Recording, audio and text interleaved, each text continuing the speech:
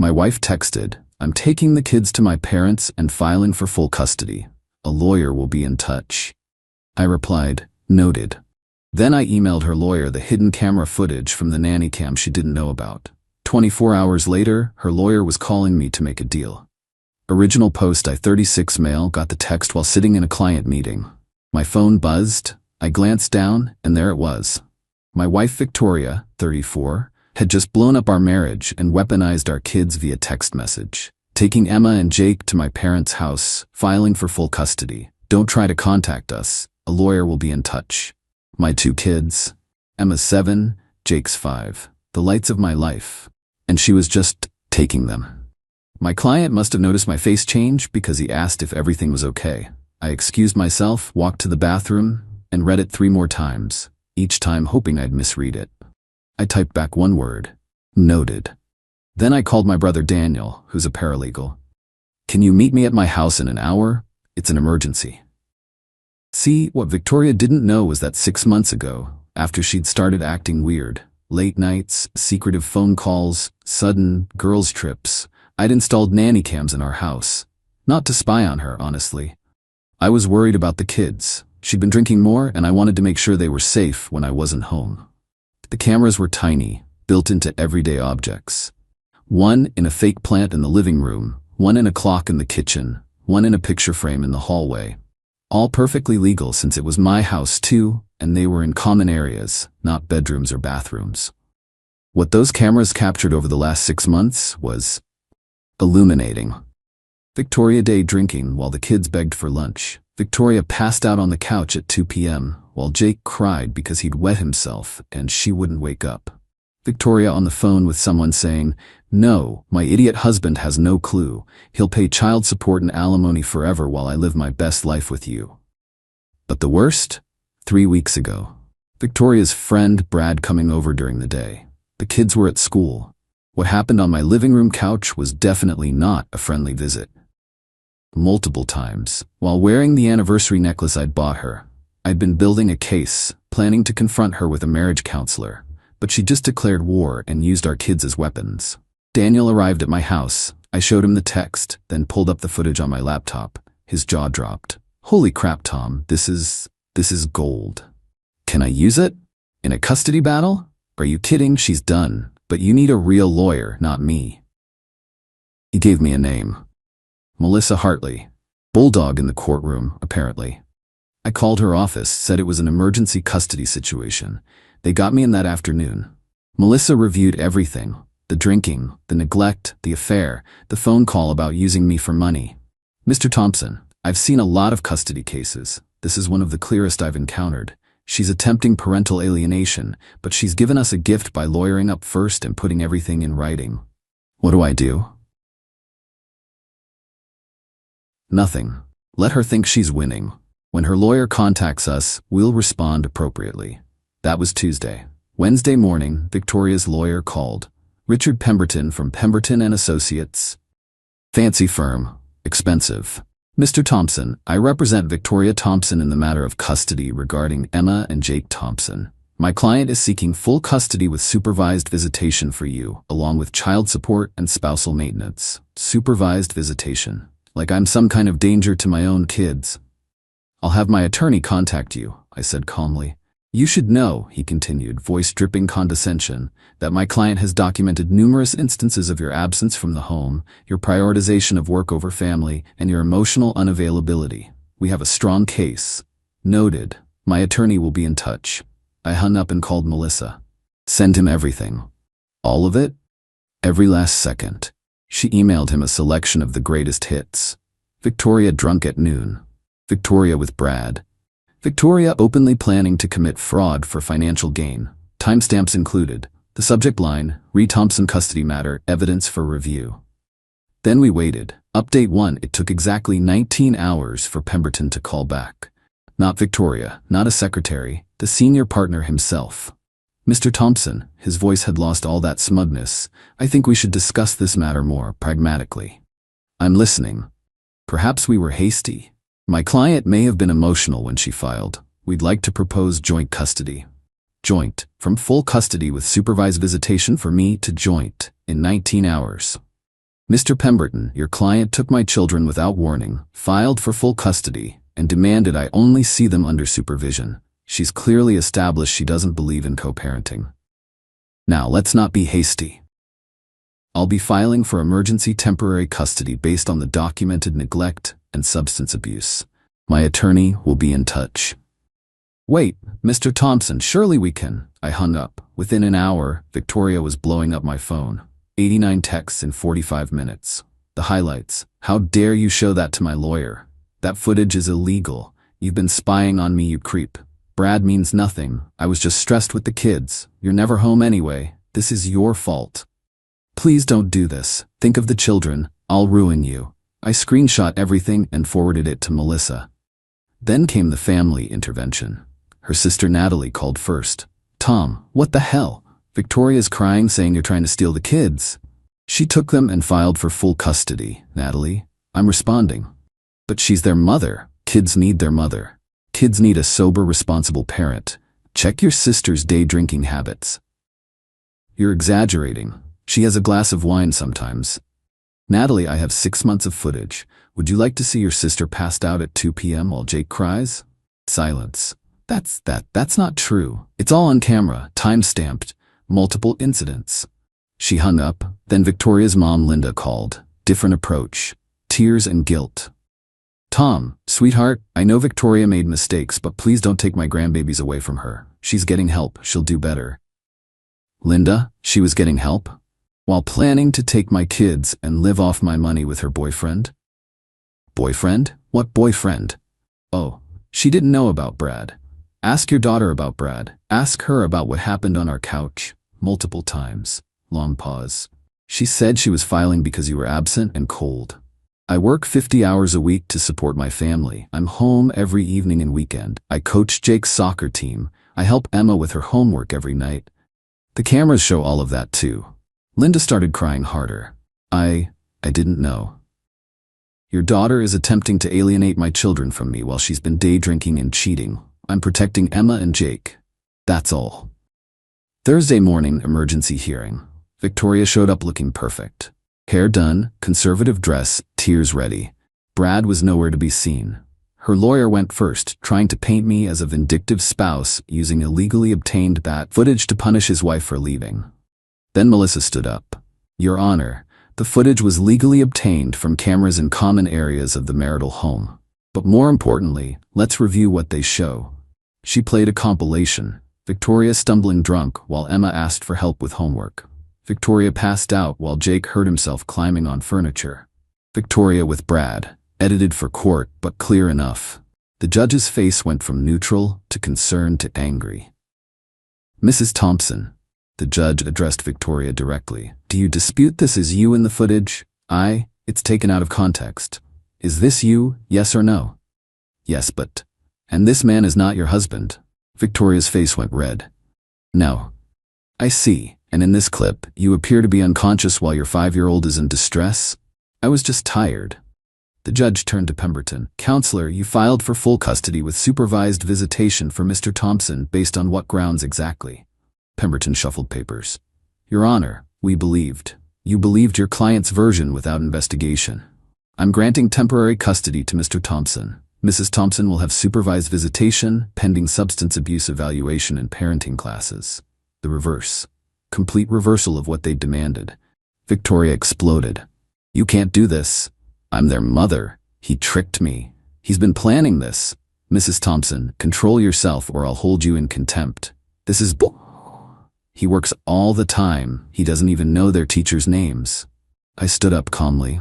Mrs. Rodriguez and Mr. Kim, Emma's favorite subject is science. She's reading at a 4th grade level. Jake loves art but struggles with letters. He's left-handed, so we got him special scissors.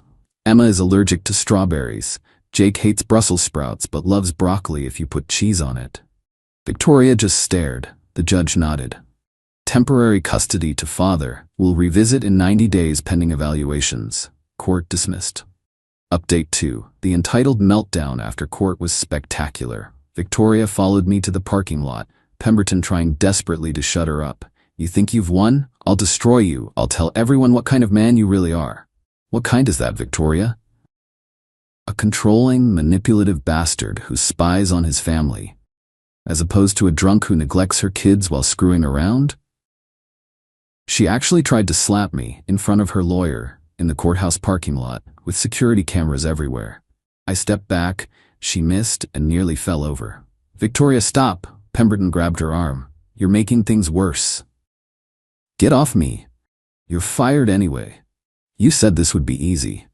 She stormed off to her car, her BMW that I paid for, and peeled out. That evening, I picked up the kids from Victoria's parents' house. Linda had been crying. She hugged me at the door. "Tom, I'm so sorry. I didn't know. She told us you were controlling, abusive." "I'm just here for the kids, Linda." Emma and Jake came running. "Daddy, are we going home?" "Yeah, kids, we're going home. Mommy said we were going to live at Grandma's forever." Jake said. "Well, plans change, buddy. You're coming home with me." Victoria's dad, Robert, pulled me aside. "Tom, is it true? The drinking? The other man?" I just nodded. His face hardened. "We didn't raise her like this." In the car, Emma asked, "Daddy, why was Mommy so mad?" "Adult stuff, sweetheart. Don't worry about it. She said you were mean to her." "What do you think? Am I mean?" Emma thought about it. "No, you make us breakfast, and you help with homework, and you fixed my bike." "Mommy sleeps a lot," Jake added quietly. My heart broke a little. Friday morning, the real dirty tricks started. First, a call from my boss. "Tom, I just got a concerning email about you." My stomach dropped. "What kind of email?" "Someone claiming you've been embezzling company funds to pay for surveillance equipment to stalk your wife." "That's completely false. I can prove." "I know, Tom, I know you. Just wanted to give you a heads up. But this is serious. They CC'd the entire board." I forwarded it to Melissa immediately. She responded, "Document everything. This is harassment and defamation." Then the social media campaign began. Victoria posted on every platform, "My soon-to-be ex-husband has been spying on me for months with hidden cameras. He's taken my babies away using doctored footage and lies. This man is dangerous. Please share to spread awareness about domestic surveillance abuse." The comments started pouring in. Her friends, mostly. People who didn't know the real story. Calling me a creep, an abuser, worse. But then something interesting happened. Our neighbor, Mrs. Patterson, commented, "Victoria, I've seen you stumbling drunk at 1 p.m. multiple times. Tom coaches both kids' sports and does school pickup half the time. Stop lying." Another neighbor, "Maybe don't pass out drunk while your kids are home alone? Just a thought." Emma's teacher even chimed in. "Mr. Thompson has never missed a parent-teacher conference. Can't say the same for you." The tide was turning. Saturday brought a new low. Victoria showed up at the house at 6 a.m., drunk or high, demanding to see her babies. "Victoria, you have supervised visitation starting Monday. You can't be here." "Screw your visitation. They're my kids." She started pounding on the door. The kids woke up scared. "Daddy, why is Mommy yelling?" Jake was crying. "She's just upset, buddy. Go back to your room, I'll handle it." I called 911. My wife is at my door, intoxicated, violating a custody order. Victoria heard me and went ballistic. Started kicking the door, screaming obscenities. The neighbors came out. When the cops arrived, she tried to play victim. "Officers, this man has stolen my children. I just want to see my babies." "Ma'am, have you been drinking?" "That's not, I had 1 glass of wine." "At 6 a.m.? They breathalyzed her. 0.12 at 6 in the morning. "Ma'am, you're under arrest for public intoxication and violation of a custody order." "You can't arrest me. I'm a mother. He's the criminal. Check his house for cameras. He's been stalking me." As they put her in the car, she screamed at me, "You planned this. You set me up." "Victoria, you showed up drunk. How did I plan that?" The arrest made the local news blog by noon. Local woman arrested at ex's home in custody dispute. Her parents called, mortified. Her sister Natalie texted, "I'm starting to see why you had cameras." But Victoria wasn't done. Final update. The supervised visitation was a disaster from day one. Monday 2 p.m. at the court-appointed facility. Victoria showed up looking rough. The supervisor noted she seemed agitated and potentially under the influence. They did a breathalyzer at .08 at 2 p.m. for a visit with her kids. Visit canceled. She exploded at the supervisor, a sweet older woman named Janet. "You don't understand. He's turned everyone against me, even my kids." "Ma'am, you're not sober. You cannot visit while intoxicated." "I'm their mother." Security had to escort her out. Again, The next attempt was Wednesday. She was sober, but spent the entire hour telling the kids how Daddy was mean and trying to keep them apart. Emma, my smart, brave 7-year-old, said, "Mommy, you're lying. Daddy didn't do anything. You were sleeping all the time and Brad was at our house." Victoria's face went white. "Who told you about Brad?" "Nobody. I saw him. He was in his underwear in the kitchen." The supervisor ended the visit early due to attempted parental alienation. Thursday, I got a call from Melissa. "Tom, I just received something interesting. Victoria's boyfriend, Brad, his wife just filed for divorce. She wants to testify in your custody case." Brad's wife, Heather, was a goldmine. She had texts, emails, evidence of Brad and Victoria's 6-month affair. Plans to move in together once Victoria got the house and the divorce and alimony. Victoria had texted Brad, "Tom's so stupid. I'll get the house, custody, and at least $4 a month. We can live so well." Brad had responded, "What if he finds out about us?" "He won't. And even if he does, courts always side with mothers. I'll cry abuse and get everything." Heather also had receipts, literal receipts. Victoria and Brad's hotel stays on Brad's credit card. During times Victoria told me she was at her mom's or with friends. The final custody hearing was brutal. Melissa presented everything: the neglect, the substance abuse, the affair, the premeditated fraud, the false allegations, the arrest, the failed visitations. Victoria's new lawyer, Pemberton, had withdrawn, tried to argue this was all a momentary lapse due to stress. "Your Honor, Mrs. Thompson is seeking help. She's enrolled in AA, she's in therapy." "Where's the proof of enrollment?" the judge asked. "Well, she's planning to enroll." Planning. This hearing was scheduled 3 weeks ago. Then Victoria took the stand, against her lawyer's advice. "Your Honor, I'm a good mother. I made mistakes, yes, but Tom drove me to them. He was cold, distant. He worked constantly. I was lonely. I was depressed. Brad was just there for me." "Mrs. Thompson, the footage shows you intoxicated during daytime hours while sole caregiver to your children. Multiple times. I was self-medicating. Tom ignored me." "Did you seek counseling? Marriage therapy?" No, but did you communicate your concerns to your husband?" "He wouldn't have listened." "So instead you had an affair, neglected your children, and attempted to take them from their father while planning to commit financial fraud." Victoria started crying. Not sad tears. Angry tears. "This isn't fair. Mothers should be with their children. It's natural." "What's natural about being passed out drunk while your 5-year-old cries?" She had no answer. The ruling was swift and harsh. Full legal and physical custody to me. Victoria got supervised visitation every other weekend, pending completion of substance abuse treatment and parenting classes. Child support from her, minimal since she barely worked. No alimony for her. The house stayed with me since I'd bought it before marriage. Victoria screamed, actually screamed in court, "You can't do this, I'm their mother." The judge had her removed. In the hallway after, she cornered me one last time, while her parents tried to pull her away. "You destroyed my life." "No, Victoria, you destroyed your own life. I just documented it. The kids will hate you for this. The kids are relieved they don't have to watch you pass out anymore."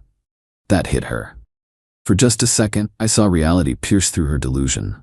Then it was gone, replaced by rage. "I'll never stop fighting for them." "Then get sober. Get help. Become the mother they deserve. I won't keep them from you if you do that." She laughed bitterly. "Like you'd ever let me see them normally again. Victoria, I had cameras to protect the kids, not to hurt you. If you get clean, really clean, and can be a good mom, I want them to have you in their lives. But that's on you." Her parents dragged her away, apologizing profusely. It's been 3 months now. Victoria's completed 1 successful supervised visit. Sober. Appropriate. The kids were happy to see her. She's supposedly in AA, though who knows if she'll stick with it. Brad dumped her the moment she lost the house and potential alimony. Heather sent me a thank you card, weird as that was. The kids are doing better. Emma's grades improved. Jake stopped wetting the bed. They ask about mommy sometimes, and I tell them she's sick but trying to get better. My boss laughed off the embezzlement claim after I showed him the receipts for the cameras.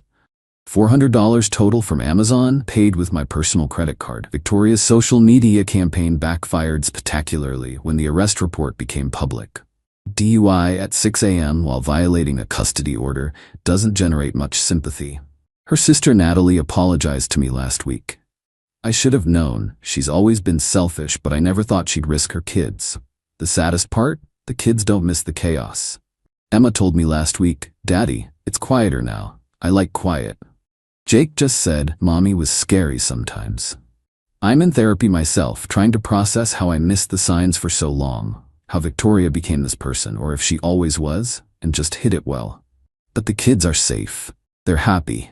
They're thriving. And those cameras? Best $400 I ever spent. They saved my relationship with my children and protected them from a mother who chose alcohol and another man over their well-being. Victoria texts me occasionally, asking for extra visits or trying to negotiate. I forward everything to Melissa. The answer is always the same: follow the court order, complete your treatment, then we'll talk. Last I heard from Linda, Victoria's living with them, working part-time at a clothing store, supposedly still in AA. She still blames me for everything, but at least she's not showing up drunk anymore. The entitlement never fully goes away though. Just last week she texted, "You know I should have the house. I decorated it." I didn't respond. Some battles aren't worth fighting. The kids and I are doing okay. Not great, not terrible, but okay. We have dance parties in the kitchen, build blanket forts, and read stories every night. Normal stuff that felt impossible when Victoria was spiraling. Maybe someday she'll get it together and be the mom Emma and Jake deserve. But I'm not holding my breath. For now, I'm just focused on being the stable parent they need. And those cameras are still up. Trust but verify, especially when it comes to my kids' safety. Victoria taught me that lesson the hard way.